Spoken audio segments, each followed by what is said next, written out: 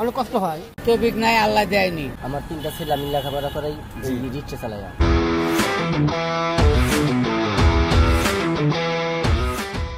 আসসালামু আলাইকুম, আমি মোহাম্মদ শাকিল হোসেন।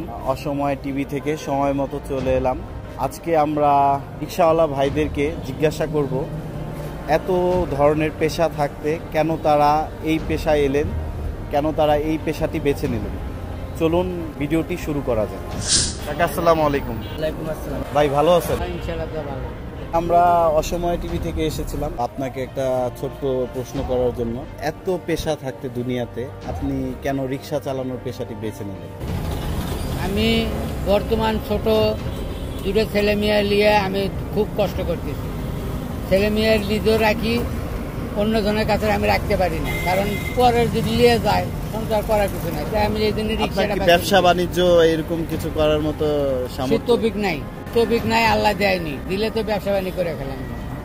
আমার ধরেন আর্থিক অবস্থা খারাপ, আমার ধরেন জায়গা জমি নাই আপাতত। এই অবস্থায় আমি বাঁচিয়ে দেওয়া লাগেছে আপনার, বুঝতে পারছেন?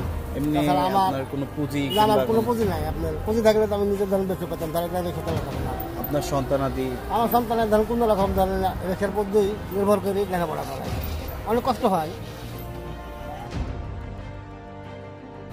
বিষয় আসলে আমার জন্মগত পেশা না, আমার নদী ভাঙ্গন এলাকা।